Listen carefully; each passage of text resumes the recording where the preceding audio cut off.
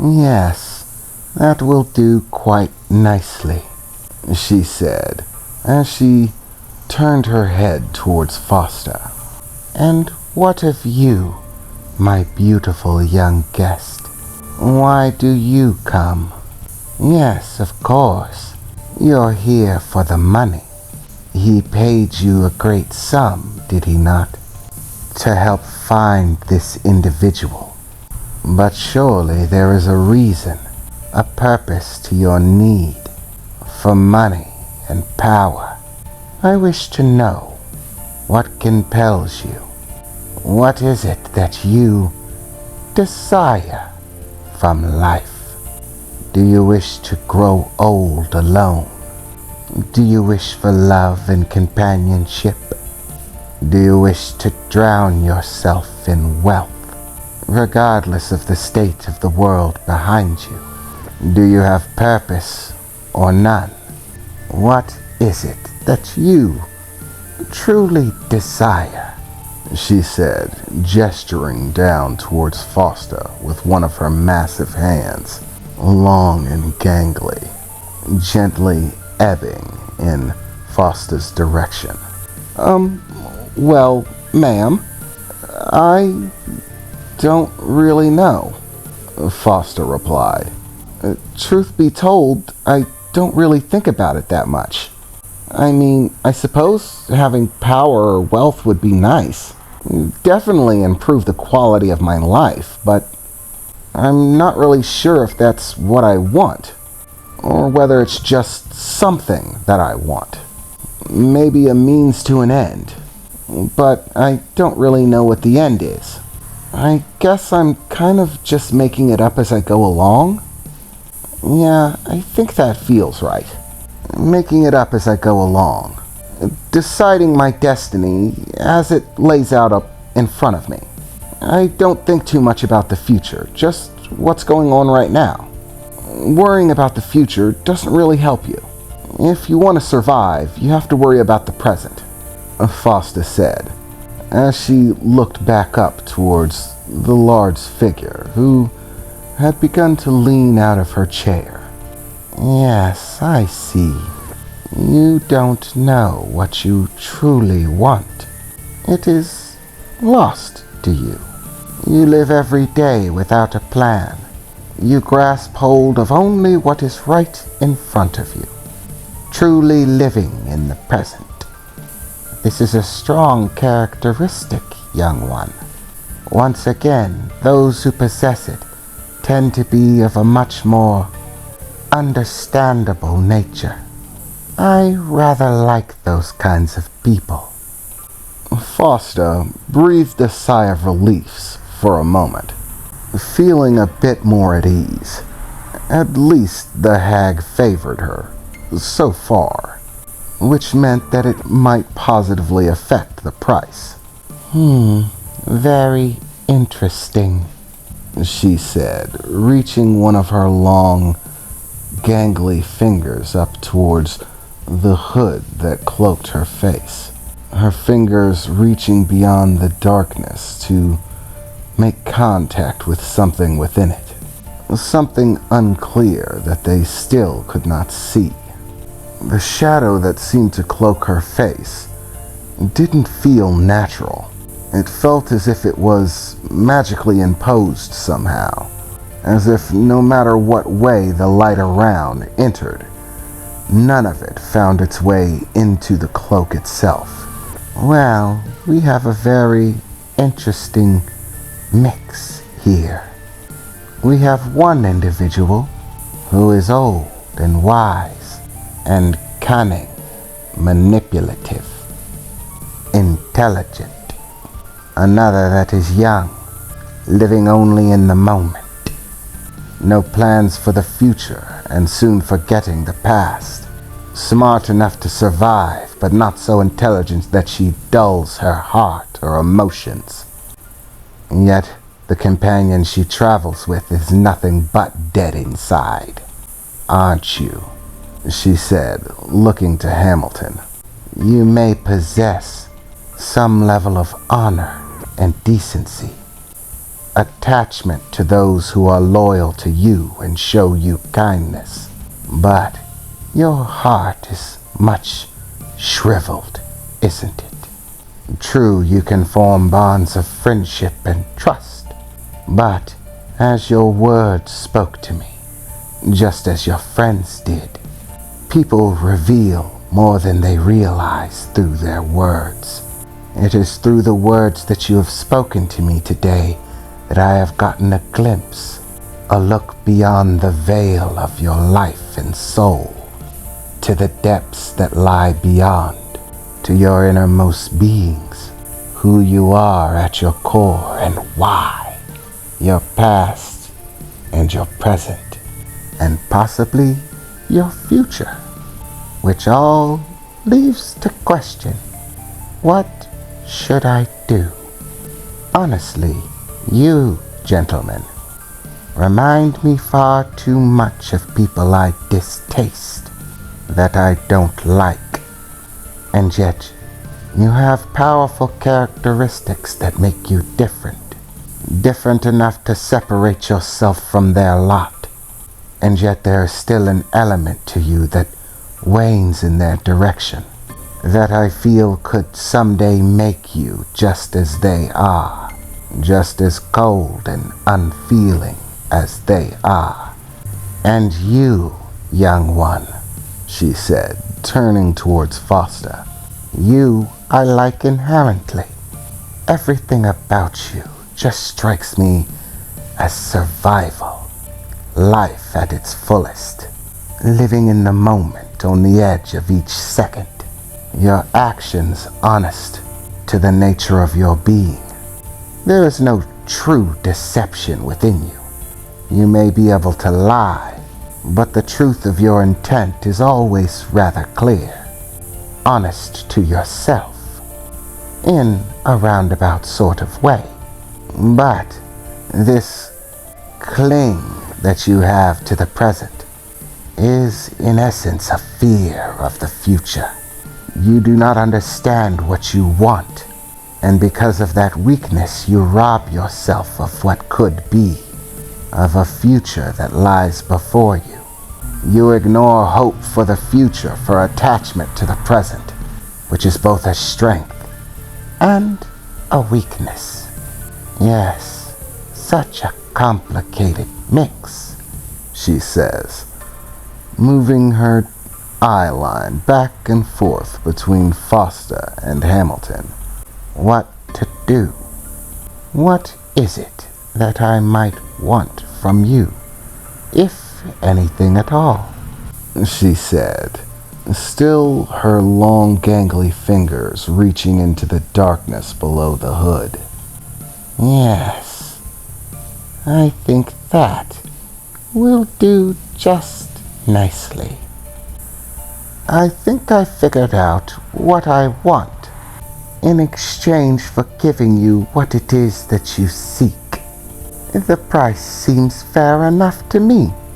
In essence, the truth is, I'm really just giving you an extra gift, a present, to enrich your lives. In the end, you'll probably thank me. So, what exactly is this gift you want to give us before you grant our request? If I might ask, ma'am, Hamilton said, a stern expression starting to show on his face.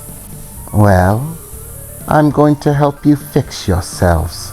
The problems that you both have are easy enough to resolve. Your past prevents you from walking a path to a brighter future, she said, looking to Hamilton. And your fear of the future prevents you from truly grasping what lies in the present, she said, looking to Foster. Both of these stem from a lack, something that you are both missing. As I said, I am a rather whimsical old woman, and in my time, I have come to find an enjoyment for stories, tales of life lived abroad in strange places, other places than this. Stories that can enjoy a good watching, that can fill my time in these lonely years, slowly ebbing their way by, century by century. So what you will give me is your stories. Our stories? Hamilton said. I'm sorry, ma'am, but I don't fully understand. What do you mean by that? Well, it's quite simple. I'm going to help you. And once I do, I want to watch your story unfold, to see the course that your life takes, to enjoy perceiving the lives of others, as mine is all but gone away now, to help me pass the time in my lonely years. I will be able to gaze upon you whenever I wish, to see your lives unfolding as they do. This, truthfully, will be all that I will gain from this exchange. But what about the gift? You said you wanted to help us? Foster replied, seeming a bit shaken, wondering what she was talking about. Well, it's very simple, young one. Why both the reasons may be different, why you too might be very different. What you need is essentially one and the same thing, just for different reasons. What you need is love, not the fleeting love of a simple attraction forgotten in a moment's breath, but real, unflinching love, the kind that truly binds one to another. A love strong enough so that you need not question it, that you can feel this love and understand it in your bones, trust it beyond all reasonable doubt. This is something that both of you deny yourselves, one for fear of the future, the other for fear of the past. But if you wish to gain favor from me, to find the person that you seek, to be taken to them, then what I will ask is to give you love, and then watch that love as it progresses, grows, becomes a part of your lives. What? Hamilton replied. I don't mean to be offensive, but that sounds somewhat, well, ridiculous. You're going to make me just fall in love with someone? Oh, not just someone. Her, she said, looking towards Foster. What? Foster replied, completely taken back in the instant as she glanced over at Hamilton. You're gonna make me fall in love with him? No, sweetheart, she said, looking towards Foster. No, I think I'm going to make him fall in love with you. I will take the strand of your heart's fate, she said, looking at Hamilton, and bind it tightly to her, so that your heart craves only her. You will fall in love with her. You will wish to claim her as your own, forever and always. The idea of any other woman will have no appeal to you. Your heart will belong to her and her alone, drawn to her with every breath. This love will never fade or change. I will see to that. And as an added bonus, I know that brain of yours can be troublesome. The knowledge that this love is manufactured through magic would prove difficult for you to deal with. So, I'll keep you from having to. As part of the arrangement, I will alter the memories of this event. You will not remember that this was part of our deal. You will simply believe we made an exchange for money or something else. But you will still be in love with her. You, on the other hand, young woman, will remember everything. What? Why would you do that? Because it's entertaining, she said, a slight giggle in her voice. How interesting a predicament. A man endlessly in love with you, unable to love any other but you for all his days, and yet you and you alone know that this love was not natural. But tell me, young Foster, what is natural love? Do you even really know? What's the difference between love when it was created through magic and love that exists of its own accord? Is there truly a difference? If you ask me, it's just semantics. In the end, the result is the same. This little binding, my weaving of his love thread to you, it will not change the man he is. He will not suddenly become mad or incensed. He's not suddenly going to become a different person or begin acting irrationally. No, he's far too measured a person for any of that. The only thing that will truly change is his heart's feelings for you, and it will change immediately.